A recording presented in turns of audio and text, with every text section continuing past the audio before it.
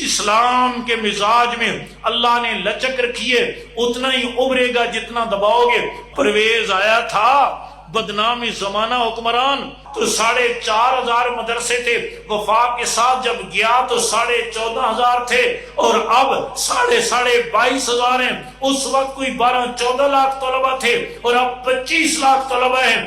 الحمدللہ دن بدن یہ تعداد بڑھتی چلی جا رہی ہے۔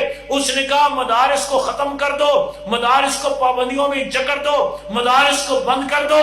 مدرسوں کو بند کرنے والا آج خود بند پڑا ہوا ہے، چوہیے کی طرح چھپ کر زندگی گزار رہا ہے، کبھی ایک اسپتال میں گھستا ہے، کبھی دوسرے میں گھستا ہے۔ ملا آج بھی آزاد ہے، قیامت تک آزاد رہے گا انشاءاللہ۔ الحمدللہ رب نے جب قرآن کی حفاظت اپنے ذمے لی ہے تو جن ذریعوں سے قرآن کی حفاظت ہوتی ہے ان ذریعوں کی حفاظت بھی میرے رب کی ذمہ ہے۔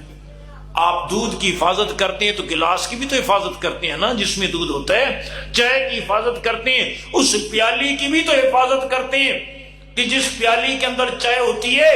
جب رب نے قرآن کی حفاظت اپنے ذمے لی ہے تو جن ذریعوں سے قرآن کی حفاظت ہو رہی ہے ان ذریعوں کی حفاظت بھی میرے رب کے ذمے۔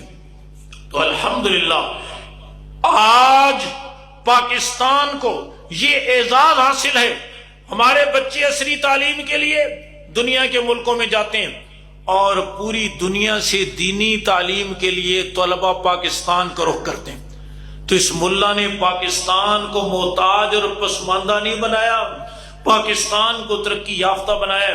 کچھ عرصہ پہلے تلنگانگ میں ایک پروگرام میں گیا، 28 بچوں کے حفظ مکمل ہوا تھا، 20 پاکستانی، 8 غیر ملکی بچوں میں 2 بچے فرانس کے، 2 تھائی لینڈ کے، 2 روس کی ریاستوں کے، 2 چین کے۔ آپ یقین کریں کہ آخری بچہ چین کا جس کی دستار بندی ہوئی 6.5 سال کی عمر، اور قاری صاحب کہنے لگے اس نے 4 سال کی عمر میں قرآن مجید یاد کرنا شروع کیا، 6.5 سال کی عمر میں اس نے مکمل کیا۔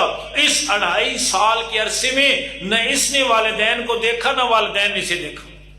میں نے کہا یا اللہ تیری عجیب شان ہے، کہاں چین اور کہاں تلنگانگ کا دیہات۔